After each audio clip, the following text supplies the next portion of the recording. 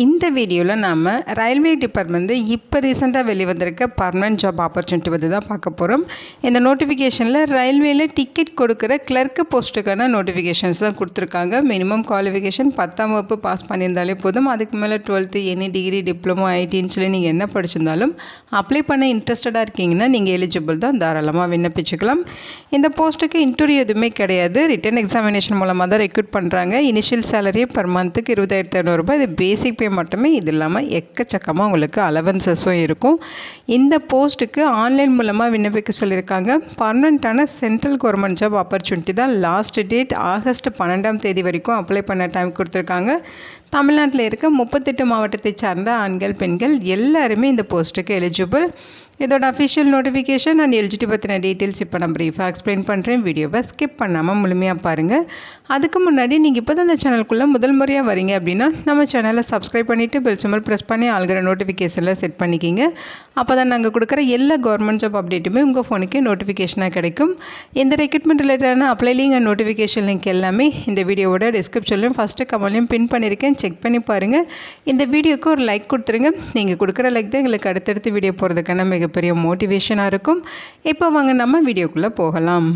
இதுதான் இந்த ஜாபுக்கான official notification. முக்கியமாக இந்த வீடியோ ஒரு இண்டிபெண்டன்ட் ரிவ்யூ வீடியோ தான், எஜுகேஷன் பர்பஸ்க்காக தான் போஸ்ட் பண்ணுறோம். இந்த போஸ்ட்டுக்கு விண்ணப்பிக்கிறதும் விண்ணப்பிக்காததும் உங்களோட சொந்த விருப்பம் தான், ஓகேங்களா.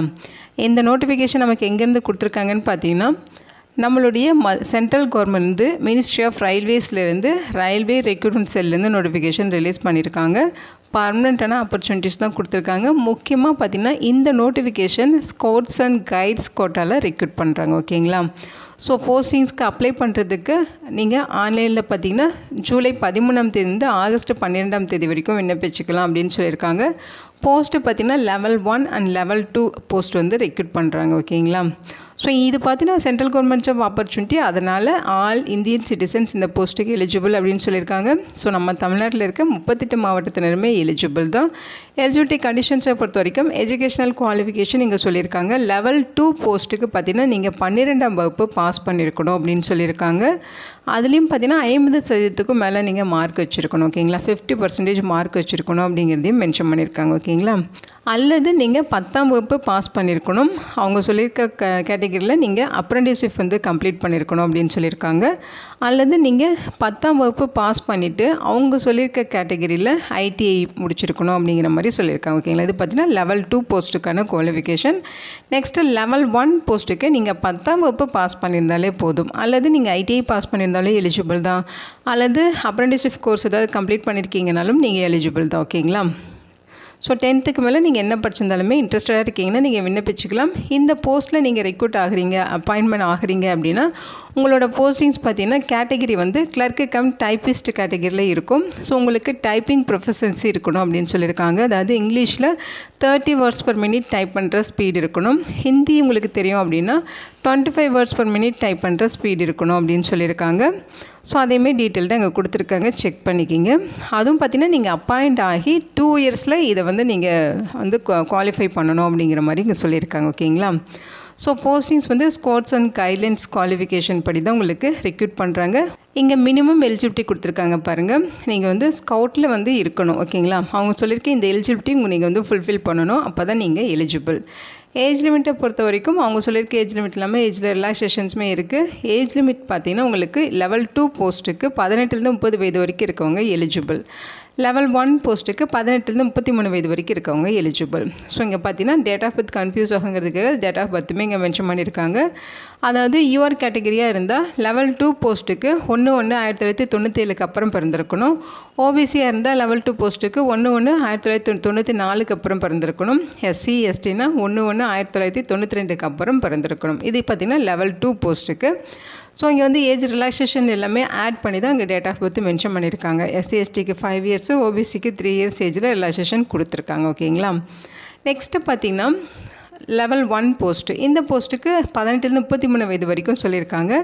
இந்த போஸ்ட்டுக்குமே ரிலாக்ஸேஷன் இருக்குது. எஸ்சி எஸ்டிக்கு 5 இயர்ஸு, ஓபிசிக்கு 3 இயர்ஸ் கொடுத்துருக்காங்க. டேட் ஆஃப் பர்த்தை பொறுத்த வரைக்கும் யூஆராக இருக்கீங்கன்னா 1/1/1994 அப்புறம் பிறந்தவங்க எலிஜிபிள். ஓபிசினா 1/1/1991 அப்புறம் பிறந்தவங்க எலிஜிபிள்.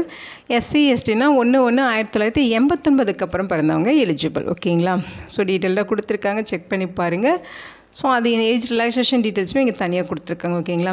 எக்ஸாமினேஷன் ஃபீஸஸை பொறுத்த வரைக்கும் உங்களுக்கு பார்த்தீங்கன்னா SC ST ex servicemen PWD category woman candidates minorities EBC இவங்களுக்கெல்லாம் 250 ரூபா ஃபீஸ் சொல்லியிருக்காங்க.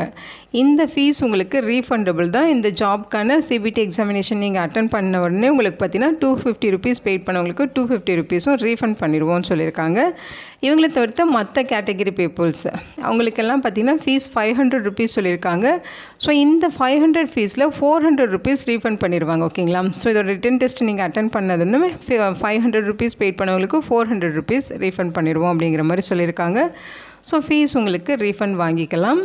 உங்கள் அக்கௌண்ட்டுக்கு அமௌண்ட் வந்து ரீஃபண்ட் பண்ணிடுவாங்க. ஓகேங்களா? ஸோ ஃபீஸ் எக்ஸெப்ஷன் டீட்டெயில்ஸ் எல்லாமே கொடுத்துருக்காங்க, செக் பண்ணி பாருங்கள். ஸோ ரெக்கமெண்ட் ப்ராசஸ் பார்த்தீங்கன்னா உங்களுக்கு ரிட்டன் டெஸ்ட் இருக்கும். அது வந்து பார்த்தீங்கன்னா சிபிடி டெஸ்ட்டாகவும் இருக்கலாம், அல்லது டேப் மோடாகவும் இருக்கலாம் அப்படிங்கிற மாதிரி சொல்லியிருக்காங்க. அடுத்து டாக்குமெண்ட் வெரிஃபிகேஷன் இருக்கும். ஓகேங்களா? ஸோ அந்த ரிட்டன் டெஸ்ட்டை பற்றின உங்களுக்கு அதோட டீட்டெயில்ஸ் இங்கே கொடுத்துருக்காங்க பாருங்கள். ரிட்டன் டெஸ்ட்டு மொத்தம் உங்களுக்கு 40 அப்ஜெக்டிவ் டைப் கொஸ்டின்ஸ் இருக்கும். அதே மாதிரி ஒரு எஸ்ஏ டைப் கொஸ்டின்ஸ் இருக்கும். அதே மாதிரி ஸ்கவுட்ஸ் அண்ட் கைட்ஸ் ஆர்கனைசேஷன் அதோட ஆக்டிவிட்டீஸ் அது ரிலேட்டடாக ஜென்ரல் நாலேஜ் ரிலேட்டடாக உங்களுக்கு வந்து கொஸ்டின்ஸ் இருக்கும் அப்படின்னு சொல்லியிருக்காங்க. ஸோ நெகட்டிவ் மார்க் இருக்குது, ஒரு ரேங்க் ஆன்சருக்கு 1/3 மார்க் வந்து டிடெக்ட் பண்ணுவோம் அப்படின்னு சொல்லியிருக்காங்க. கொஸ்டின்ஸ் எல்லாமே உங்களுக்கு அப்ஜெக்டிவ் டைப்பில் தான் இருக்கும். ஓகேங்களா? ஸோ இதில் பார்த்தீங்கன்னா சர்டிஃபிகேட்ஸ்க்கு உங்களுக்கு 40 மார்க் ப்ரொவைட் பண்ணுறாங்க. அதே மாதிரி ஸ்கவுட்ஸில் நீங்கள் வந்து பார்ட்டிசிபேட் பண்ணியிருப்பீங்க இல்லையா, அவங்க சொல்லியிருக்க மாதிரி இங்கே ரயில்வே ஈவெண்ட்ஸு இந்த மாதிரிலாம் நீங்கள் பார்ட்டிசிபேட் பண்ணியிருக்கீங்கன்னா அதுக்கு 10 மார்க் இருக்குது. ஃபஸ்ட்டு 2 சர்டிஃபிகேட்ஸ்க்கு மார்க் இல்லை அப்படிங்கிற மாதிரி சொல்லியிருக்காங்க. 1 அடிஷ்னல் ஈவெண்ட் ஏதாவது நீங்கள் பார்ட்டிசிபேட் பண்ணியிருக்கீங்கன்னா அதுக்கு 7 மார்க்கு. 2 அல்லது அதற்கு மேலே அடிஷ்னல் ஈவெண்ட்ஸ் பார்ட்டிசிபேட் பண்ணியிருக்கீங்கன்னா 10 மார்க்கு. இந்த மாதிரி தான் உங்களுக்கு வந்து செலெக்ஷனில் வந்து மார்க் வந்து ப்ரொவைட் பண்ணுவாங்க. ஸோ இங்கே கொடுத்துருக்காங்க பாருங்கள், அந்த டீட்டெயில்ஸ் எல்லாமே கொடுத்துருக்காங்க. இதெல்லாமே ஒன் டைம் நீங்கள் செக் பண்ணி பார்த்துட்டு அப்ளை பண்ணிக்கோங்க. So syllabus for written test இங்கேயே உங்களுக்கு சிலபஸுமே கொடுத்துருக்காங்க. ரிட்டன் டெஸ்ட்டுக்கான சிலபஸ் வந்து என்னென்ன சிலபஸ் வந்து கொஸ்டின்ஸ் வரும் அப்படிங்கிறது எல்லாமே இங்கே மென்ஷன் பண்ணியிருக்காங்க. ஸோ ரிட்டன் டெஸ்ட் உங்களுக்கு 1 மணி நேரம் எக்ஸாம் நடக்கும் அப்படிங்கிறதையும் மென்ஷன் பண்ணியிருக்காங்க. ஓகேங்களா? ஸோ ஆன்லைனில் நீங்கள் எப்படி அப்ளை பண்ணுறங்கிற இன்ஸ்ட்ரக்ஷன் ஸ்டெப் பை ஸ்டெப் கொடுத்துருக்காங்க. www.rrccr.com அப்படிங்கிற இந்த வெப்சைட்டில் போய்ட்டு நீங்கள் ஆன்லைனில் விண்ணப்பிக்கணும். அதோட டீட்டெயில்ஸ் இங்கே கொடுத்துருக்காங்க. ஸோ ஆன்லைனில் அப்ளை பண்ணுறப்போ உங்களோட ஃபோட்டோகிராஃபு, உங்களோட சிக்னேச்சர், ஸோ இந்த மாதிரி சம் டாக்குமெண்ட்ஸ் எல்லாமே நீங்கள் அப்லோட் பண்ணணும். அதோட டீட்டெயில்ஸு, ஃபைல் சைஸு, ஃபார்மேட்டு இது எல்லாமே இங்கே மென்ஷன் பண்ணியிருக்காங்க. ஸோ என்னென்ன டாக்குமெண்ட்ஸ் அப்லோட் பண்ணணுன்னு பார்த்தீங்கன்னா உங்களோட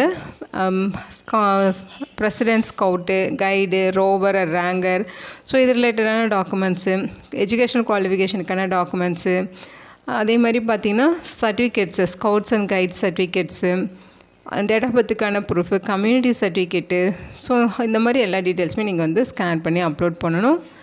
ஸோ இங்கே ஆர்ஆர்சியோட வெப்சைட்டில் போய்ட்டு இந்த ரிட்டன் டெஸ்ட்டுக்கான ஹால் டிக்கெட் வந்து நீங்கள் டவுன்லோட் பண்ணிக்கலாம் அப்படிங்கிறத இங்கே மென்ஷன் பண்ணியிருக்காங்க. உங்களுக்கு ஏதாவது டவுட் இருக்குது அப்படிங்கிற பட்சத்தில் இங்கே ஒரு ஹெல்ப்லைன் மெயில் ஐடி கொடுத்துருக்காங்க பாருங்கள். இந்த டீட்டெயில்ஸ் நீங்கள் கான்டாக்ட் பண்ணி உங்கள் டவுட்டை கிளாரிஃபை பண்ணிக்கலாம்.